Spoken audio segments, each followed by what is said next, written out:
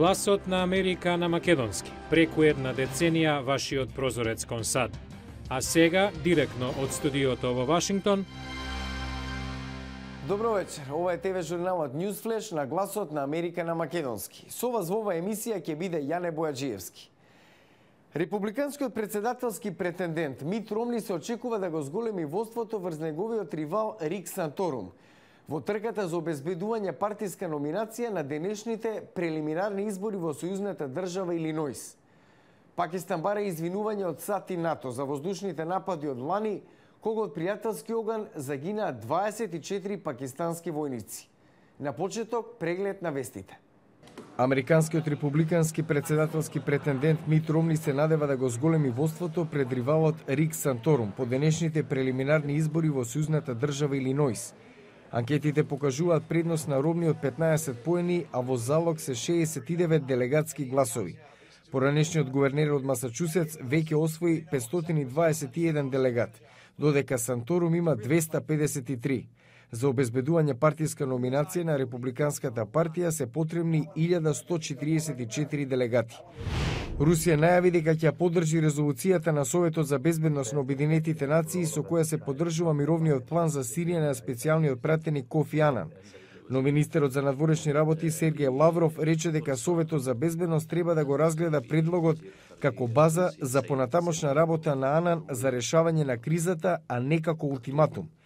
Кина и Русија веќе два пати ставија вето на претходни резолуции во Советот за безбедност кои се однесуваат на Сирија, велејќи дека тоа би било мешање во внатрешните работи на земјата. Пакистанска парламентарна комисија бара безусловно извинување од НАТО и од САД за воздушните напади во кои лани загинаа 24 пакистански војници долж границата со Авганистан. Обата дома на пакистанскиот парламент се сретнаа да дебатираат за препораките на комитетот кој треба да ги дефинира условите на новиот ангажман со САД и со НАТО. 2012 е година за избор на претседател во САД и досега најголем фокус беше ставен на трката за републиканската номинација меѓу поранешниот гувернер на Масачусетс Мит Ромни и поранешниот сенатор на Пенсилванија Рик Санторум.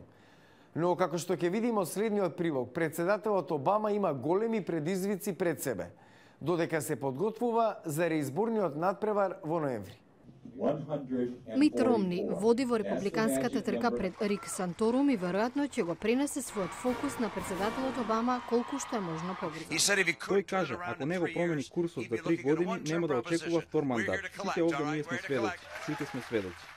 Републиканската трка се претвори во бескрајна борба за делегати, што некои експерти велат дека може само да му помогне на председателот. Но растечките цени на бензинот ги влечат надолу цифрите на одобрување на работата на Обама и тоа е најголемиот предизвик за негов реизбор. Пред Белата куќа туристи од целата земја се загрижени за растечките цени, но имаат различни мислења за тоа кој е виновен за ситуацијата.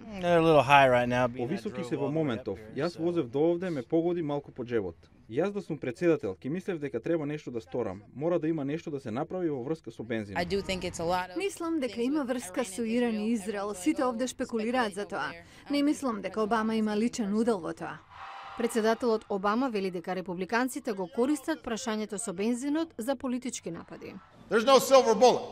Нема магична формула и секој што ќе ви каже поинаку не бара вистинско решение. Тие веројатно само сакаат да го искористат моментот за политичка добивка. Некои аналитичари сметаат дека негативниот тон на кампањата на републиканците може да му оди во прилог на Обама, но се уште има многу време до ноември.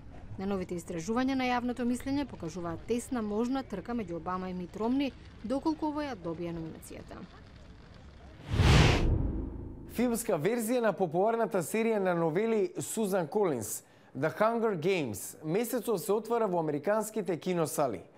Се очекува да даде уште поголем поттик на она што стана една од најлукративните сегменти на издавачкиот пазар – фикција за млади.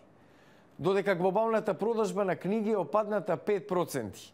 Желбата за овие романи, многу од кои се романса со надприродното, порасна за 80%. Гласот на Америка разговараше со некој од љубителите на овој жарн во Хјустон. Во населбата Томбол, овие жени често се собираат за дружење и разговор за книги. Кети Кларк вели многу од тие книги целат на тинејџерска публика, но привлекуваат и читатели како неа. Има навистина добри писатели на ваква литература и без оглед колку сте стари, надприродното привлекува. На околу 70 километри подалеку, во западен Хјустон, љубителите на надприродните романтични новели за млади неодамна ја преполнија книжарницата Blue Willow да се сретнат со четворица автори на турнеја спонзорирана од нивниот издавач Harper Collins. Синтија Хенд, авторка на 2 книги за Клара, тинејџерка со специјална моќ, вели дека ја нашла нишката што ја поврзува со љубителите. Ми се допаѓа идејата дека делиме иста приказна, дека знаеме исти луѓе. Кортни Алисон Мултон е авторка на книги полни со мечување и друга акција, зашто вели дека резонира кај многу машки читатели. Имав пријател кој мина 2 години во Афганистан, ја понесе мојата книга, ја даде на друг на читање, на друг таков тврд војник и нив ги возбуди акцијата во книгата. Квалитетот на надприродното го привлекла 25-годишниот Ексел Ирахита.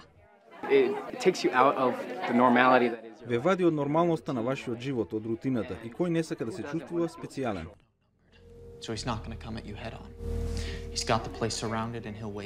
Некои приказни, како оние од серијата Twilight, имаат вампири за главни ликови, но некои, како 13-годишната Дженифер Ву, сакаат и други елементи.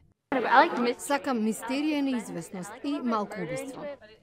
Филмот Hunger Games, што излегува деновиве, се очекува уште да ја поттикне продажбата на овие книги, како што се случи со филмовите Twilight пред неколку години. А утре во News Flash приказна за искупување. Класика во театар за деца во сојузната држава Мериленд, раскажана во хип-хоп стил на меѓународната театарска сцена во Бетезда, неколку мили од главниот град на САД. Не пропуштајте утрешната емисија. Утре во News Flash, хип-хоп Пинокио, театарска представа за деца, хит во Вашингтон.